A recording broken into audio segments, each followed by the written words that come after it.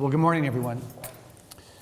Filmmaking is obviously a visual, musical, and narrative art form. This morning, I'm not going to say very much about visuals or music, but we'll be happy to talk about it in the Q&A. Clearly, there are a myriad of narrative types, genres, and ways of thinking about them. And if my talk this morning is more of an anthem than a treatise, it is because of the genre, the terrain. Because we are entrusted with the kinds of narrative that are among the most intimate experiences in a person's life, sometimes dealing with extreme trauma or healing from trauma, I want to explore this morning how we think about and approach those stories as narrative.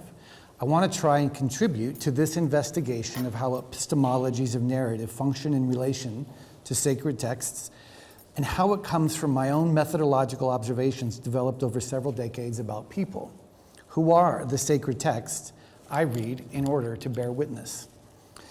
The first observation I would make is that reading one's own story, and in particular the gaps and grief between one's own wounds and desire, influences our capacity to read and understand and tell the stories of others. Show me how you respond to the woundedness of a friend, and I'll show you how you read a text. If you show me how you function in relation to the transgression, suffering, or goodness of the people in your life, I'll have a sense of how you will approach the sacred. Or as my friend and scholar Don Hudson used to say, show me how you fly fish, and I'll know how you read the Bible. This is the road to Bat Chocolat, a village at 7,000 feet above sea level in the mountains of the Achille Triangle in Guatemala. This is the road you would walk to enter the village. Tomasa, a Mayan woman in her early 50s, is telling me about prayer. Here you can see her living room, bedroom, and kitchen all together. The setting for her prayers is Operation Sophia, also known as the Silent Holocaust, also named by the United Nations the Mayan Genocide. The mass slaughter of more than 200,000 indigenous Maya and the displacement of 1.5 million more was commissioned and perpetrated by the Guatemalan government during a 36-year civil war. The genocide took place in Quiché, in Petén, in Chimaltenango, in these mountains, in the Achille, in the village Bat Chocolat, in Tomasa's home. The day before I interviewed her, I walked with her neighbor, Mario, into the forest. He leaned against a tree and told me what Operation Sophia meant for their village. Quoting from the interview transcript, "We were trapped between two cannons. The army killed us with guns and machetes, tearing us to pieces. The women, the soldiers, cut off their breasts and their ears and impaled them, hanging them in trees. The infants were killed by swinging them in the air and bashing their heads against rocks. This was the time when there was nothing but killing." Tomasa moves her hands through drying coffee beans. The sun illumines behind us dusk green mountains canopied in mist.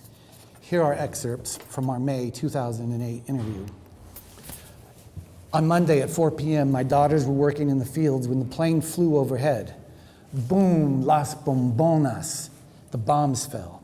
My daughters tried to hide. They turned to God, screaming and weeping. Flames were thrown through the brush. My daughters were asking God for life as tears were pouring down. On Tuesday at 9 a.m., the soldiers came down. My husband ran away. They threw my two daughters down and shot and killed them in front of me. They broke my arm. They stabbed me, and then they shot me. They took my infant child. One of our girls was 20 years old and the other was 13. My daughters died with hunger. That morning there was no corn. They died scared. They died hungry. So I say now, this is my grief. Even though the soldiers gave them death, their stomachs should have been full. They only had one small tortilla that day, just one, because there was no other food. Maybe I have a bit of sin because they died hungry. That is what I think. I've asked that God would forgive us because they died with hunger. The soldiers took everything. I was left for dead, stretched out on the ground with my clothes full of blood, my sweater full of blood. My family was gone. From there, I spent 8 years moving in the mountains, wandering and hiding until the war ended. But Cielo, she called me by my Spanish nickname. Let me tell you a secret. After my daughters were thrown down and killed, after I was shot and left to die as I lie healing, Jesus came and visited me. He came to teach me how to pray. He taught me how to pray for the men who murdered my children. I prayed together with Jesus. Father, forgive them, for they know not what they do. Cielo, how disfigured must their souls have been to have done this? Their souls were disfigured, and they did not know. After hearing a lecture by the anthropologist Wade Davis on the topic of ethnocide and what the world will lose as ethnicities disappear, I bartered for a first-generation digital video camera and flew to Kathmandu in the year 2000. I made my way across the Himalayas to an orphanage and a leper hospital, filming as I went.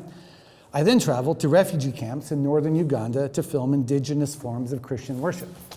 That's me. In terms of filmmaking, I had no idea what I was doing.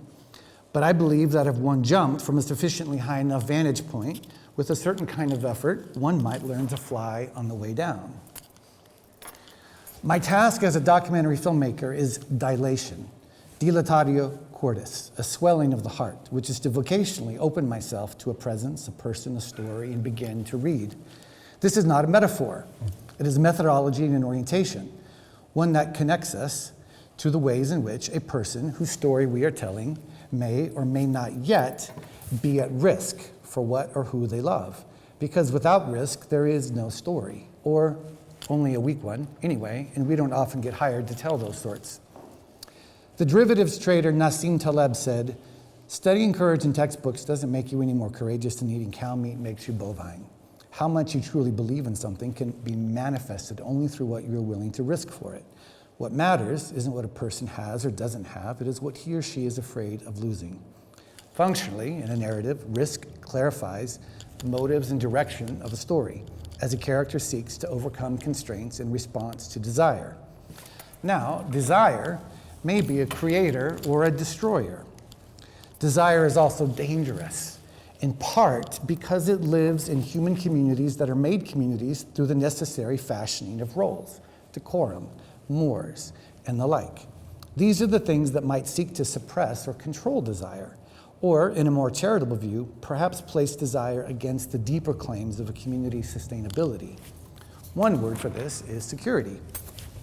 A stable and secure sense of self and community is helpful for many things, such as child rearing, home building, the establishment of markets, and I would say also up to a point for human flourishing, but only up to a point. Because I agree with Helen Keller when she, from her vantage point as a deaf, blind, and mute woman, said that security is mostly a superstition. It does not exist in nature, nor do the children of men as a whole experience it. Avoiding danger is no safer in the long run than outright exposure. Life is either a daring adventure or nothing. The Christian narrative is one that certainly includes an invitation to risk oneself. In fact, you're asked to risk your life. Now, what becomes theologically interesting to me is how risking oneself for what or who one loves may be an antidote to an observation about Christianity made by the Eastern Orthodox theologian Christos Yanaris, who said, "Increasingly, a Christian life seems to be nothing more than a particular way of behaving, a code of good conduct. Christianity is increasingly alienated, becoming a social attribute adapted to meet the least worthy of human demands, conformity, sterile conservatism, and timidity. It is adapted to the trivial moralizing which seeks to adorn cowardice and individual security with the funerary decoration of social decorum." In other words, the faith has no longer become a story. It's a code of conduct. Now, I'm aware that this sort of talk could appear as a kind of moralizing, a judgment, or a shaming, and that's just fine. But moralizing about risk is not my intention. I want to instead surface a tension between risk and desire, security and decorum. In a defining narrative in a story, the realities of need, woundedness, and desire often stand in relief to morals, norms, and decorum. We see this in any number of stories. For example, decorum is transgressed when Frodo leaves the Shire.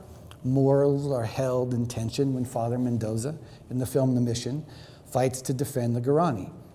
Norms are subverted when the Messiah is said to have been born in Nazareth. The relief tensions and gaps between those two poles are where narrative plays out and where we make our films. After a week in Bat Chocolat with Tomasa and Mario, we stumbled back to Antigua to debrief. Walking down cobblestone streets or sitting and staring at nothing in the central square, we would break, mostly into tears, often into silence. And what I was undone by was not only Tomasa's suffering, it was her dual compassion. In the face of vast forces beyond her control, she emphasized in her story over and over the one thing she could have controlled, the hunger of her children, her guilt over their hunger. She made herself culpable for their hunger so she could join them in her role as a mother. It was a way of retaining identity. Clinically, there is such a thing as secondary traumatic stress or vicarious trauma. Vicarious trauma exists because vicariousness is another word for being human. I certainly experienced it in Antigua. Vicariousness is at play in a narrative through ethical and emotional responsiveness, as we are challenged or provoked to consider how we might wear those shoes or walk that mile. Tomasa's story presented me with a dilemma. I, on one level, wanted to reject her prayer because I am a father of 2 children, and I can feel viscerally how if my children were murdered, I would be gravitationally pulled to hurl myself into the abyss of vengeance. But then I'm caught just before the edge because I'm a Christian, and I know that this eye for an eye response, as human as it is born of and serves to perpetuate the fear that self-referential transactional power relations are all that mediate human relations. And that is a vision of life that is not good news. This fear is in opposition not only to the gospel, but to the task of Christian theology itself. And forgive me, Judith, but I'm going to quote you. When those who no longer believe face something that brought them face to face with the terror or death of suffering, we could be by their side and say that we and they need not avert our gaze because of the light of the resurrection. Then we would have done our duty as theologians. In an open-air restaurant in Antigua, in a stupor of vicariousness, I came to realize that if I was to be faithful to Tomasa, I could not merely tell her story. I had to bear it. And bearing her story would require more of me than just a camera and an edit bay. The film I ended up making was not very good. It was effective, but it was not great. I still did not quite know what I was doing. And if I was not yet learning how to fly while on the way down, I was beginning to slow the fall through the realization that telling and hearing a story is related to living one. While in graduate school studying psychotherapy and theology, my professor and friend Dan Allinger repeated 2 things in every class. A therapist cannot take a client any further than they themselves have gone. And the task is to let your client take you where you want to go. I think about this a lot as a filmmaker.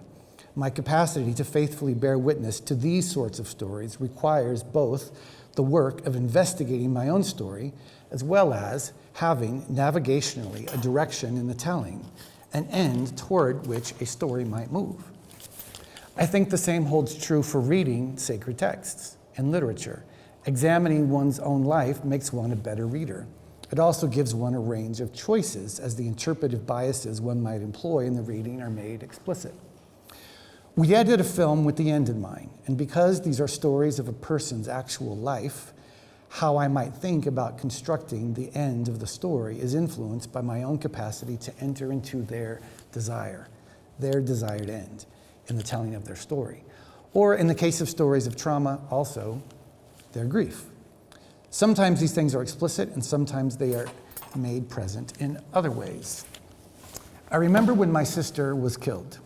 In the aftermath of her death, many people came up to me to say in a number of different ways, I don't know what to say. I can't imagine what you must be feeling. And after hearing the sentiment for the 15th time, I started making a suggestion. Try to imagine. Imagine. Because when you hold yourself back and say that you cannot imagine, you are saying that I am somewhere you cannot reach. You have made yourself into an observer, which turns my grief into a kind of spectacle, which only serves to increase the distance. And we all need, the distance bridged. How does one move from an observer to a participatory witness? There's a great deal of important talk these days about representation and the politics of representation and who has the right to tell what stories, and I'm sensitive to these things. I am not the inventor of the Apple retail store, nor am I Mayan, nor have I been sexually trafficked, and I have not experienced systemic racism, but I am asked to tell the stories of people who are, who have been, who live in economic, racial, and life contexts that are not mine. And I've come to hold the notion of insider versus outsider, both rigorously and loosely. There are ways to journey to, if not the inside, then at least on the outskirts where one can empathetically perceive the yearning of those on the inside. You can hear the lament and let it move you. The heart dilates. But it's not enough to think of this emotionally or psychologically or in poetry. There are, in fact, systemic structural issues, contexts that shape a person's narrative, and you need to develop fluency with their vocabulary. You have to earn the right to be trusted. You have to earn the right to be trusted. And trust is not possible if you cannot read. To bear a thing implies a burden to carry and a willingness to take it up at the intersection of personal experience, social responsibility, and ethical duty, things that thrust one into participation. You can do it if you're honest about the world as you find it and as you find yourself. The African-American activist James Baldwin wrote the following about narratives taking place on TV screens in America. He could have been speaking about Instagram or TikTok as well. To watch the TV screen for any length of time is to learn some really frightening things about the American sense of reality. We are cruelly trapped between what we would like to be and what we actually are. And we cannot possibly become what we would like to be until we are willing to ask ourselves just why the lives we lead are mainly so empty, tame, and ugly. These images are designed not to trouble, but to reassure. They also weaken our ability to deal with the world as it is and ourselves as we are. And that is the point, dealing with the world as you find it and as you find yourself. But alas, sometimes this is hard to do because we are incentivized to dissociate from the world as it is, from the world's essential impermanence. The fact that yesterday was for most of us a little bit like today creates a sense of continuity that contributes to an illusory sense of permanence and to the superstition that Helen Keller refers to.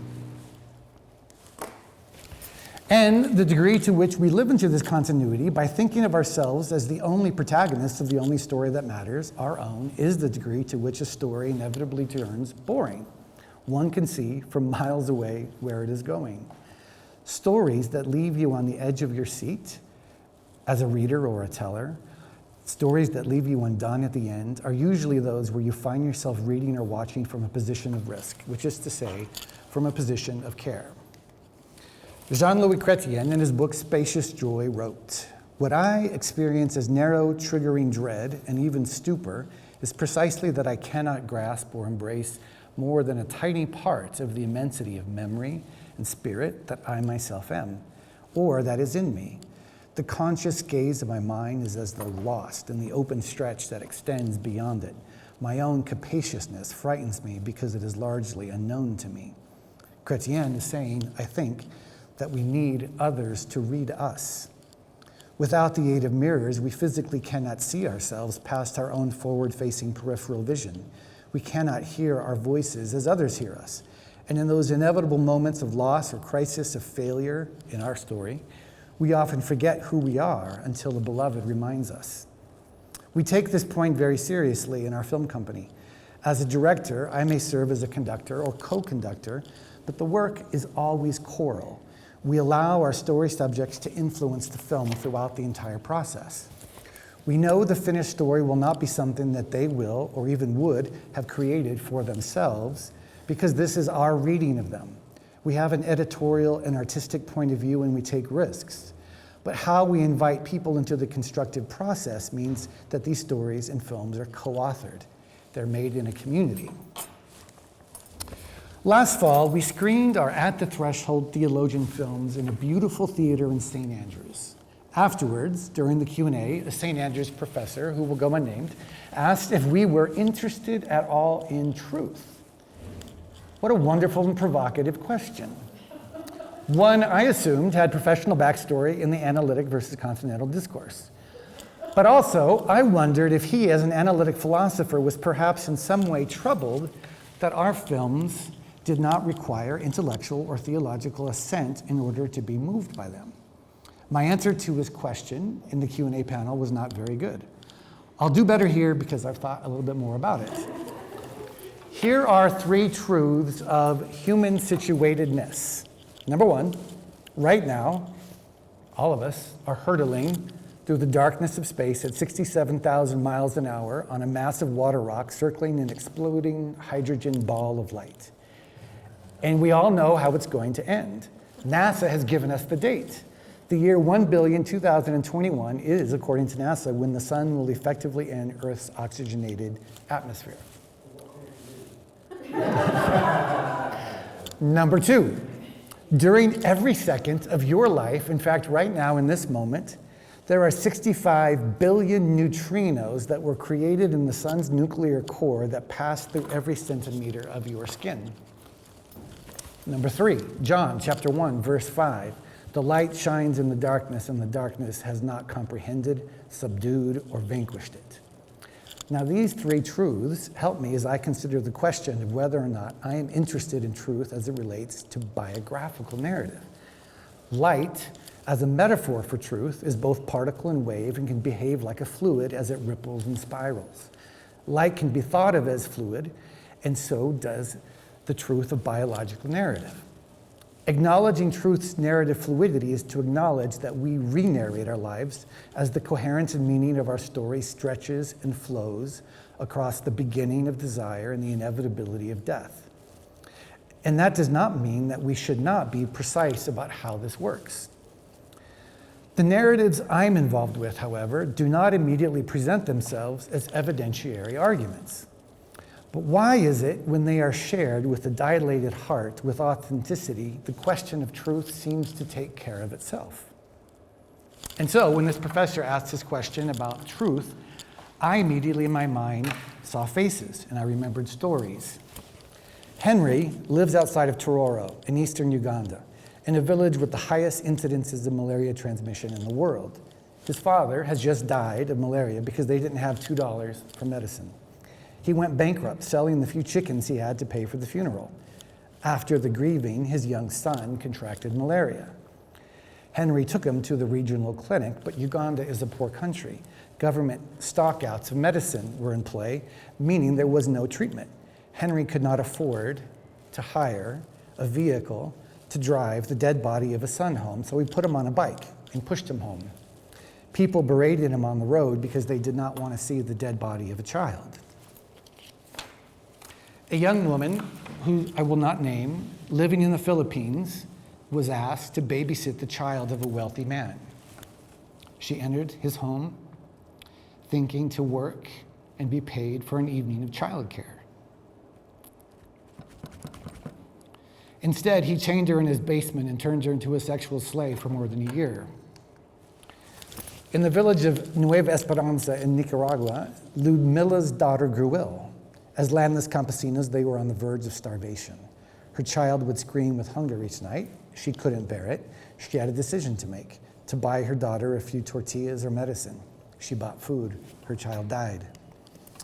The CEO of Intel, Pat Gelsinger, during our interview, after one specific question I asked, stopped mid-sentence and broke down. He spoke about his estranged son and his failure as a father. In the kitchen in Tayport, Scotland, Anne had just served us homemade soup. As a pioneer in Christian feminism, we talked about her receiving the Commander of the British Empire Award from the Queen. She told me about her dance career.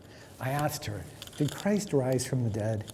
After correcting the form of my question, she connected the possibility of resurrection to the prospect of her own death, which occurred not too many months after this screening in St. Andrews. Am I interested in truth? As much as anyone who can say with Wittgenstein that perhaps what is inexpressible, what I find mysterious and unable to express, is the background against which whatever I could express has its meaning. As a case study of truth, narrative truth, it was, I think, from this background that the Truth and Reconciliation Commission of South Africa tried to heal the country through narrative. Their aim was transitional justice in the aftermath of the trauma of apartheid. They designed a truth-telling process. It lived in story. Victims were given an opportunity to share their stories and seek reparations. Perpetrators confessed their crimes and sought amnesty. Everything was televised and published. In their final report, the commission made a distinction between 4 kinds of truth. Forensic truth, statements of this type. 4 bodies were uncovered in a ditch on March 3rd. Social truth, those claims that include structural and systemic aspects like security forces use strategies of torture in order to control persons of color. Healing truth, statements that acknowledge pain and affirm survivors, such as a government official saying, "This should not have happened to you." And lastly, narrative truth, which included the cathartic record of individual stories. I know that philosophers may take issue with these categories. I also know that the commission's impact was mixed.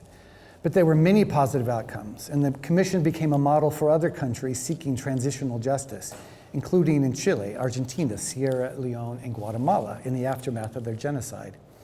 Each of these forms of truth have found their way into our films. They provide a kind of palette from which to think about how one might make the invisible visible in such a way that when someone tells their story as they authentically feel it, then the truth, in terms of how it is received, takes care of itself. And while this does not invalidate this professor's question in St. Andrews, on the contrary, just because certain kinds of narrative might include weighty emotional matters does not mean that they are true. In part because, again, I'm recognizing fluidity. We re-narrate things. And so I have to ask, not only is this true, but when is it true? What helps me is to think about categories of displacement, incentive, and motivation. One example being how one truth displaces another neurologically in the body through re-narration in the narrative healing of trauma. These kinds of questions are not conceptual to me. They involve real lives with real things at stake. And so, yes, for the record, I'm very interested in truth. Categories of risk and desire may help clarify some of the answers to the questions of motive and displacement, but so also do categories and kinds of deceit, some of which are necessary when making a film. And by deceit, I do not mean harmful dishonesty. I mean the kinds of omissions and cognitive biases that take place in a narrative that, if understood, may help surface motivations and incentives that influence the telling and the meaning. These may be the way someone may omit things in order to protect someone. Or it could be that they are rationalizing the behavior of an abusive or addicted loved one. It could be a form of trauma-driven self-deceit because they're just not ready to name and psychologically integrate what happened to them. My job is not to remove every form of deceit, especially as these things are related to masks.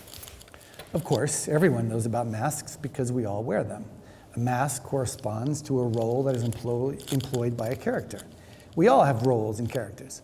And recognizing this is all well and good, as long as one does not think that the mask or the role can possibly contain or obscure completely the whole story or the whole face. Masks crack. Narrative can crack them.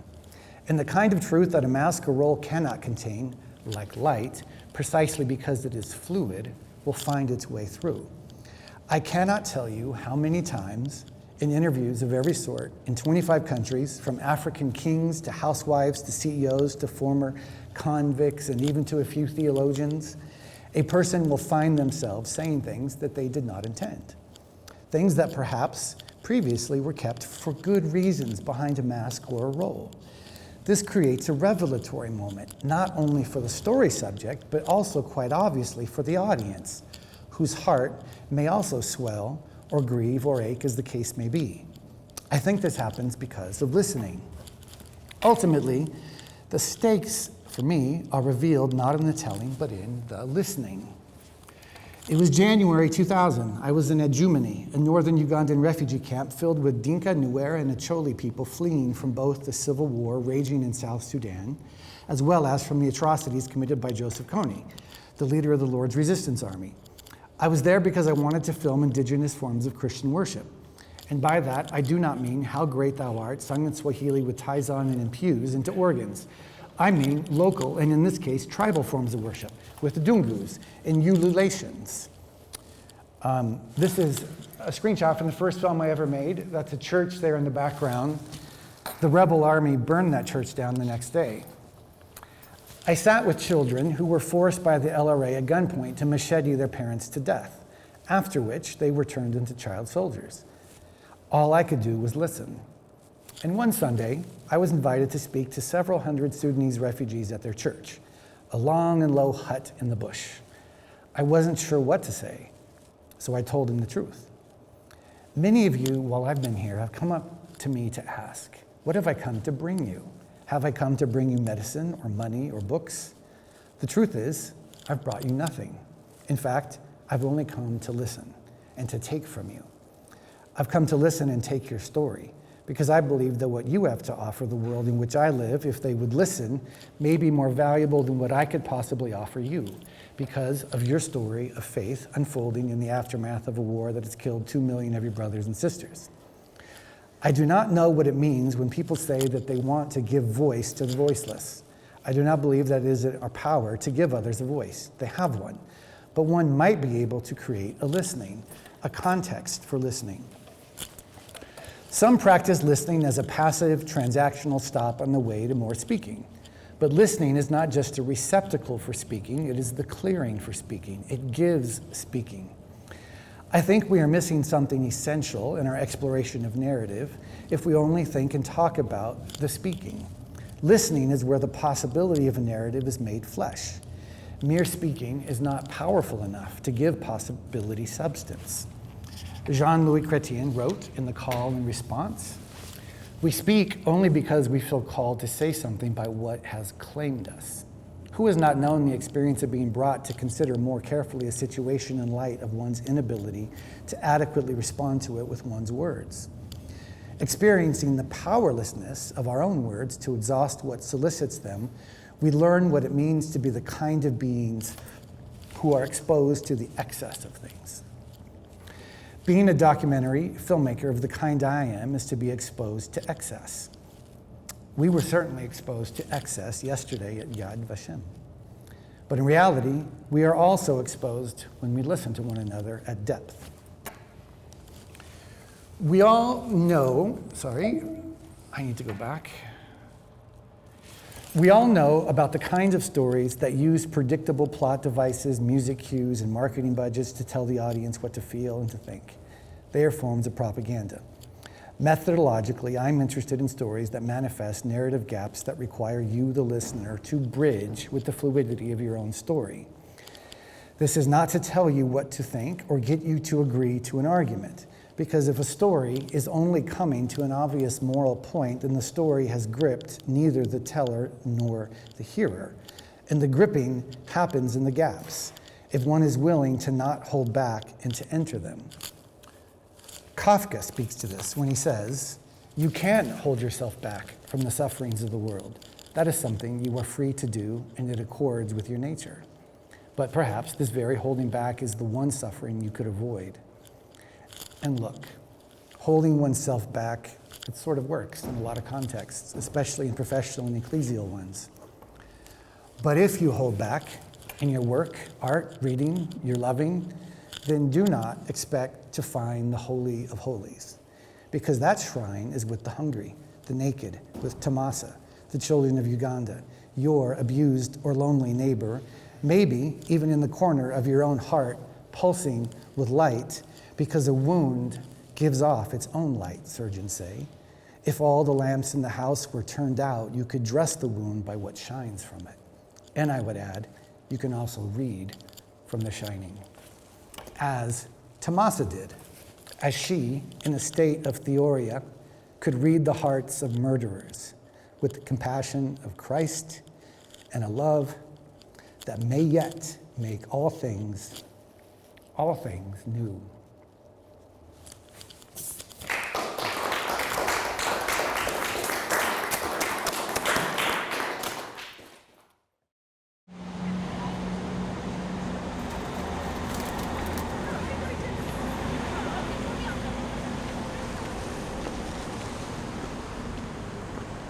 So theologies in general are centered around one fundamental intuition, around one concept. And interruption is for me that term.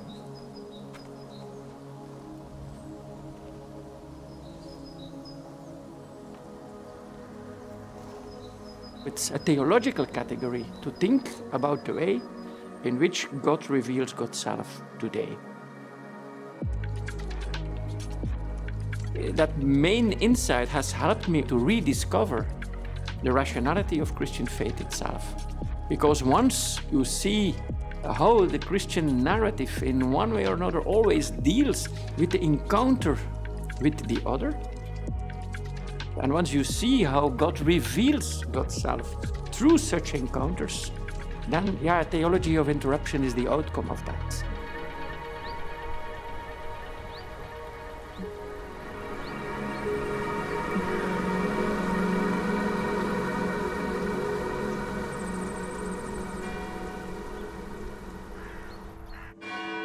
It's not that it was cultivated as such, but while I was young, the interest in theology was always present.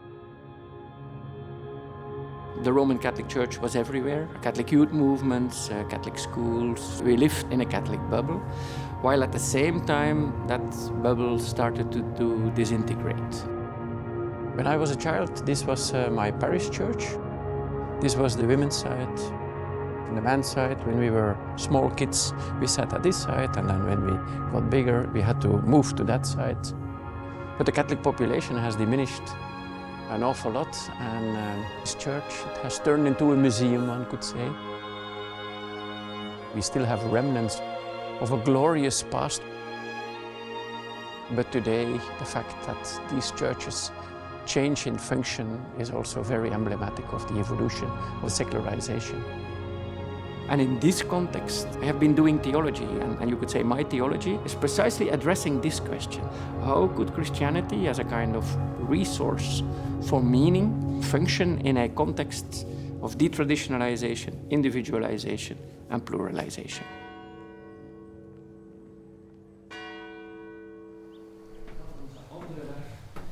Een soort nieuwe incarnatie kon zijn van waar het katholiek onderwijs.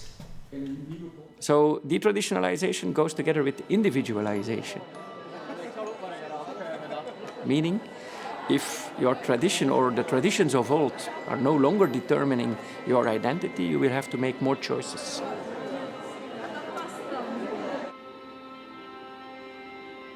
So when we construct our identity, then we have a narrative.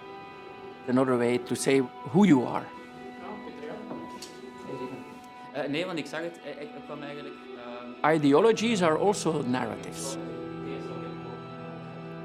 And Lyotard, Jean-François Lyotard, you could say deconstructed them as master narratives. Master narratives often started from a dream about a perfect society. Think of communism, liberalism, capitalism. But as a matter of fact, the way they established their rationalities included or excluded otherness. And by doing so, they made victims. All our thinking forgets the otherness. Even worse, it forgets about us forgetting it. Because we always forget it. When I grew up, we were confronted with these massive, massive graveyards. Graveyards of World War I. Graveyards of the people fighting at our side, but also a graveyard from the German army who lost. That influences you. And for me, this is also a reminder which helped me to reconceive of what theology is really about. In that regard, theology should be very humble.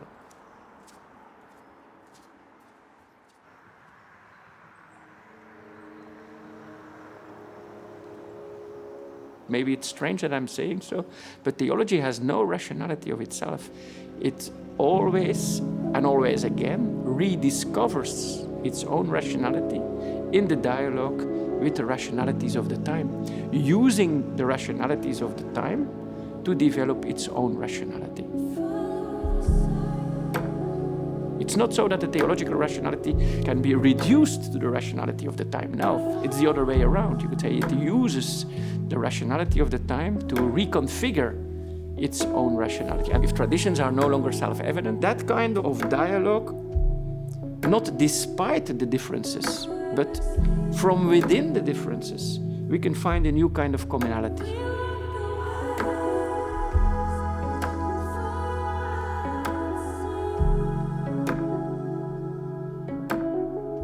If traditions are no longer self-evident, questions pop up immediately. There is a particular event which, in one way or another, reinforced that, and that is the fact that my father died when I was 7. And I think, in one way or another, that having become a theologian is my way of dealing with that event. I know people often think it is a kind of compensation, seeking refuge in religion. But for me, there is no other way than that. Why would that be compensation? It's in our ordinary lives that God reveals God's self. So why would tragic circumstances not be a vessel through which God reveals God's self?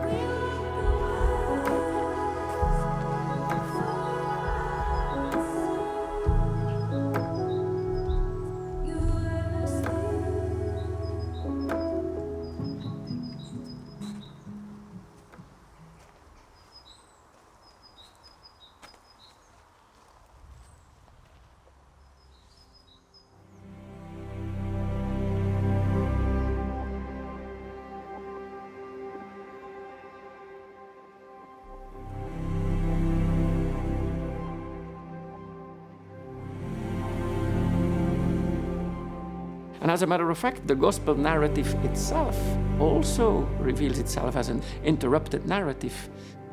What the authorities wanted to end at the cross, God opened by resurrection. God reveals God's self in the interruption of the closed narrative which Jesus was undergoing. Many stories in which you could read as God interrupting people in self-enclosed stories. So if you would use that as a reading key, for instance, to Scripture, Scripture opens itself up to us in a new way. And so for me, God reveals God's self every day. But it's very difficult to live by interruption because it's undoing things. But the thing is, of course, there is something within Christianity. Once you discover it as the open narrative of love, then you cannot leave that behind. But at the same time, the deepest meaning of our lives is not in big ideas, but in very, very concrete life. Where did I encounter love to the fullest? In my relationship to my wife. The deepest of all meanings reveals itself in things which are very particular, things which are contingent. So if you want to meet God, look at Jesus, but also look at the vulnerable. There we meet God. And that's a particular one. That's that beggar at the corner of the street. It's not the beggar as a category. No, it's that beggar. Christianity is the interruption doing things to you, interrupting your narrative. Christianity is not leading away from the world, but is leading right into the world.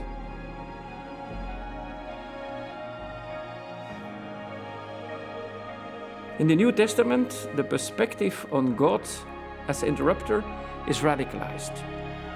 By professing Jesus of Nazareth as the Christ, Christians hold that God becomes manifest precisely in the all-too-human, that the one who surmounts history absolutely is nonetheless only encountered in the concrete, contingent particularity of history.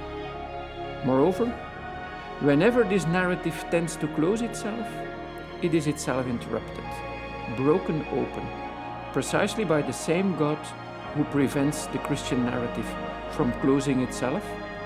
And even when God is eliminated, interruption still occurs.